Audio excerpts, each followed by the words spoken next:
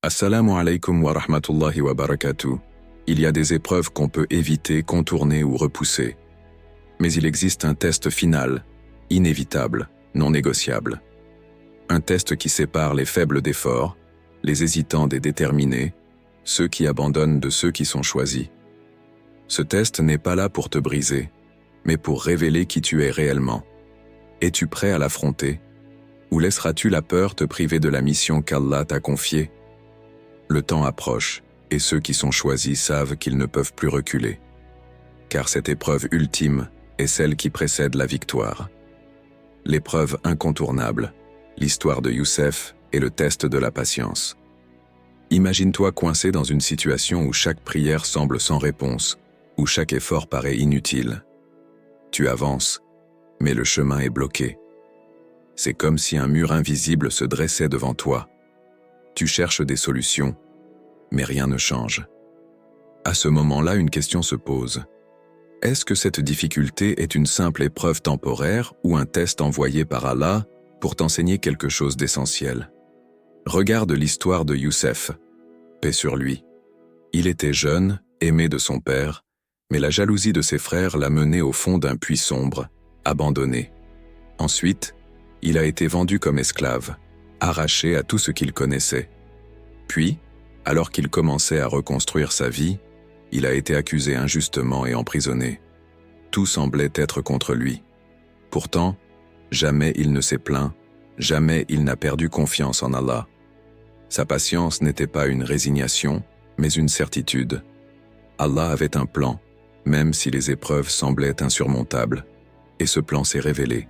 Du fond de la prison, il est monté au sommet du pouvoir, devenant un conseiller influent du roi. Ce n'est qu'après avoir prouvé sa patience et sa foi qu'Allah l'a élevé. Ainsi Allah dit, « En vérité, Allah est avec ceux qui patientent. » Sourate Al-Baqarah 253.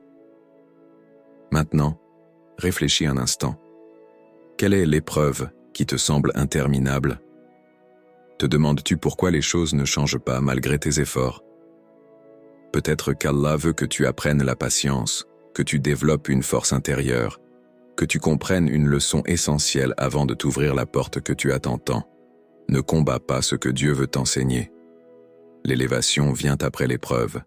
Sois patient, car ce que tu traverses aujourd'hui pourrait être le chemin qui te mènera à quelque chose de bien plus grand demain. L'illusion du retard, l'histoire du vieil homme et du pont invisible. Il marchait, pas après pas, sous un soleil brûlant. Le désert l'encerclait, et l'horizon semblait infini. Sa gorge était sèche, son corps affaibli, mais son cœur portait encore un espoir fragile. Il priait pour de l'eau, pour une issue, pour un signe. Mais rien. Le silence du désert était sa seule réponse. As-tu déjà ressenti cela? Cette impression d'être abandonné, d'attendre un soulagement qui ne vient jamais?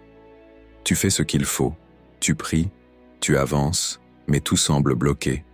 Où est l'aide d'Allah? Pourquoi le chemin ne s'ouvre-t-il pas? Mais le vieil homme du désert ne s'arrêta pas. Il continua d'avancer, même sans voir la fin du voyage. Et c'est à cet instant qu'un miracle se produisit. Un pont invisible apparut sous ses pieds. Mais il ne se révélait qu'au fur et à mesure de sa marche. Chaque pas qu'il faisait ouvrait une nouvelle pierre, un nouveau passage. S'il s'était arrêté, il n'aurait jamais vu le chemin. Tant que tu restes figé dans la peur, tant que tu doutes, le passage reste caché. Tant que tu n'avances pas avec confiance en Allah, les solutions restent invisibles. Mais dès que tu mets ta foi en action, alors ce qui semblait impossible devient possible. Ainsi, Allah promet. Celui qui craint Allah, il lui donnera une issue favorable et lui accordera ses dons par des moyens sur lesquels il ne comptait pas. Sourate At-Talaq 65-2-3.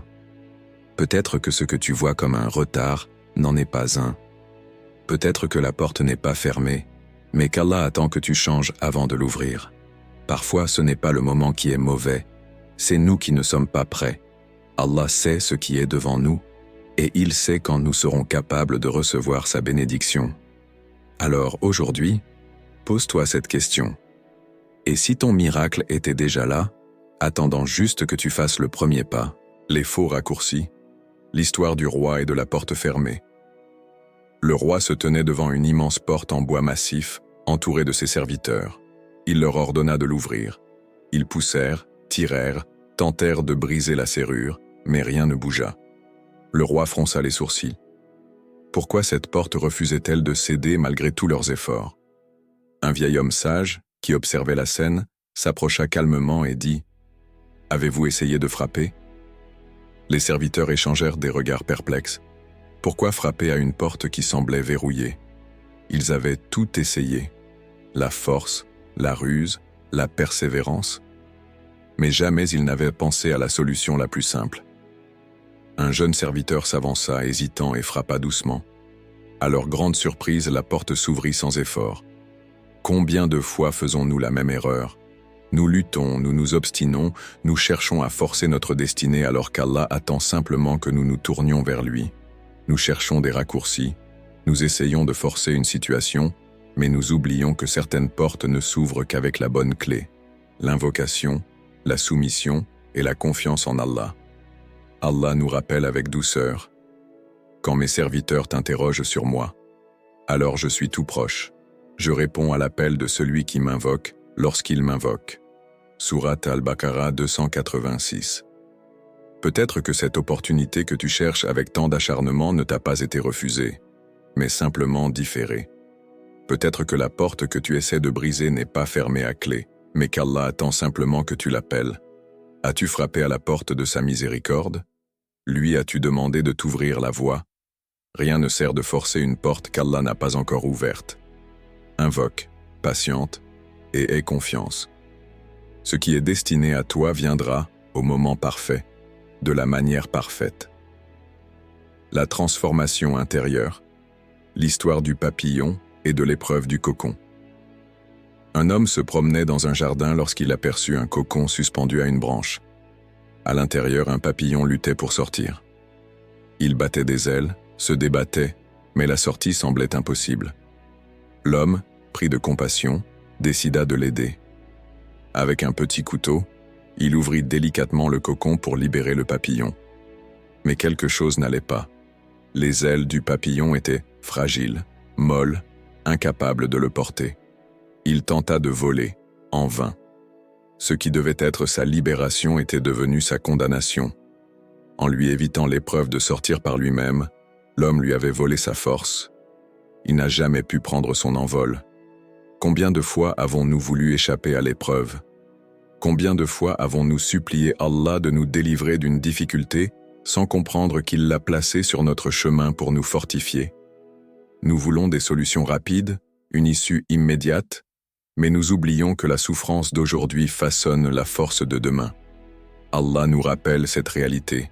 Pensez-vous entrer au paradis sans que vous n'ayez subi des épreuves semblables à celles de ceux qui sont passés avant vous? Sourate Al-Baqarah 2:214. Le papillon a besoin de lutter pour fortifier ses ailes. De la même manière, nous avons besoin des épreuves pour nous élever. Chaque difficulté, chaque obstacle, chaque douleur est une étape vers quelque chose de plus grand. Si nous fuyons nos épreuves, nous restons faibles, incapables de supporter le poids des bénédictions qu'Allah veut nous accorder.